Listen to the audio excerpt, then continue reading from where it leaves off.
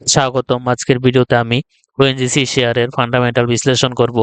যারা ওএনজিসি স্টকে লং টাইমের জন্য ইনভেস্টমেন্ট করতে চাও তাদের এই ভিডিওটি খুবই ইম্পর্টেন্ট। তাহলে চলুন আর দেরি না করে শুরু করি আজকের আমাদের ভিডিও। আমি যখন ভিডিওটি করছি তারপর আপনি যখন ভিডিওটি দেখছেন শেয়ারের বর্তমান প্রাইসের সাথে মিল নাও থাকতে পারে। তোমরা পরবর্তী সময় এই রেশিওগুলি ভালো করে দেখে নেবেন। ওএনজিসি ভারতের অন্যতম বৃহত্তম তেল এবং প্রাকৃতিক গ্যাস কোম্পানি। এই কোম্পানির ফান্ডামেন্টাল বিশ্লেষণ করতে গেলে কিছু গুরুত্বপূর্ণ ফাইন্যান্সিয়াল রেশিও এবং পরিমাণ বিবেচনা করতে হবে। ওএনজিসি এর কিছু প্রধান ফান্ডামেন্টাল রেশিও এবং তাদের বিশ্লেষণ দেওয়া হলো। প্রথমত বাজার মূলধন, মার্কেট ক্যাপিটালাইজেশন। এখানে মার্কেট ক্যাপিটালাইজেশন হচ্ছে গিয়ে 4,15,275 কোটি। বড় বাজার মূলধন, এটি প্রতিষ্ঠিত এবং স্থিতিশীল। কোম্পানির ইঙ্গিত দেয় ওএনজিসি একটি বড় বাজার মূলধনের কোম্পানি, যা বিনিয়োগকারীদের জন্য নিরাপত্তা এবং স্থায়িত্বের ইঙ্গিত। আমাদের কাছে দ্বিতীয় যে অপশনটা রয়েছে সেটা হচ্ছে পিই রেশিও।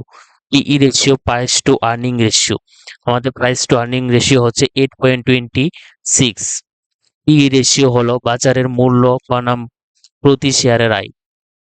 কম পিই রেশিও থেকে বোঝা যায় যে শেয়ারগুলি তুলনামূলকভাবে সস্তা মূল্যের বিক্রি হচ্ছে। সাধারণত 10-এর নিচে পিই রেশিও ভালো বিনিয়োগের সুযোগ নির্দেশ করে। যে অপশনটা সেটা হচ্ছে গিয়ে ROCE, return on capital employed. আমাদের রিটার্ন অন ক্যাপিটাল এমপ্লয়েড হচ্ছে গিয়ে 18.4%। ROCE কোম্পানির পুঁজি ব্যবহারের দক্ষতা মাপক। উচ্চ ROCE থেকে বোঝা যায় কোম্পানি তার পুঁজির উপর ভালো রিটার্ন পাচ্ছে। 4 নম্বর পয়েন্ট হচ্ছে গিয়ে পিইজি রেশিও। পিইজি রেশিও হচ্ছে গিয়ে 0.84। পিইজি রেশিও পিই রেশিও এবং আয়ের বৃদ্ধির হারের অনুপাত। 1-এর নিচে পিইজি রেশিও সস্তা বলে বিবেচিত হয় এবং তা ভবিষ্যতে লাভজনক হতে পারে। 5 নম্বর হচ্ছে গিয়ে লাভ বৃদ্ধি, প্রফিট গ্রোথ। আমাদের প্রফিট গ্রোথ হচ্ছে গিয়ে 31.8%। লাভ বৃদ্ধির হার একটি কোম্পানির ভবিষ্যতে বৃদ্ধির সম্ভাবনার মাপক। ওএনজিসি এর ভালো বৃদ্ধির হার উল্লেখযোগ্যভাবে বেশি, যা ইতিবাচক ইঙ্গিত দেয়। 6 নম্বর হচ্ছে গিয়ে ডিভিডেন্ড ইল্ড।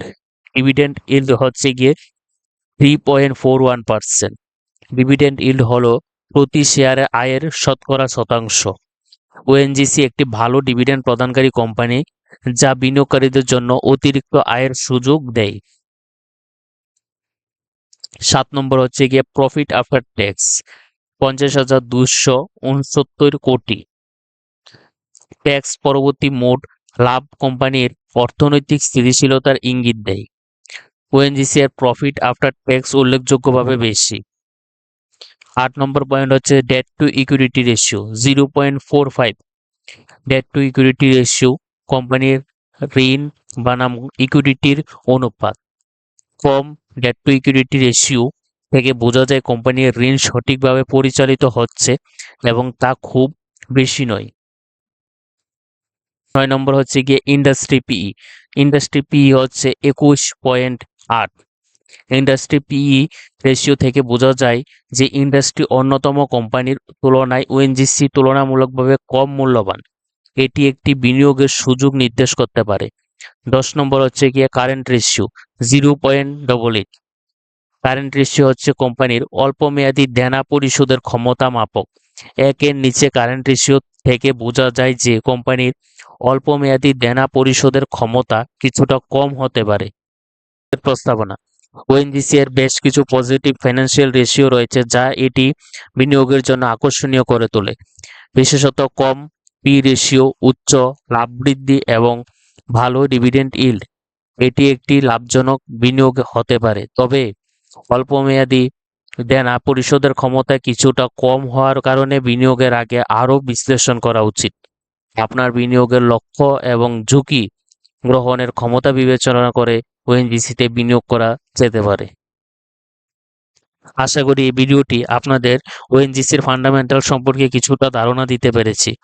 যদি আপনাদের তরফ থেকে কোনো শেয়ার সম্পর্কে বিস্তারিত জানার থাকে তাহলে কমেন্টে শেয়ারটির নাম লিখে দিবেন, তাহলে আমি ওই শেয়ারটি নিয়ে বিস্তারিত আলোচনা করার চেষ্টা করব। সবশেষে একটাই কথা, চ্যানেলটিকে সাবস্ক্রাইব করে বেল আইকনে ক্লিক করুন। ধন্যবাদ।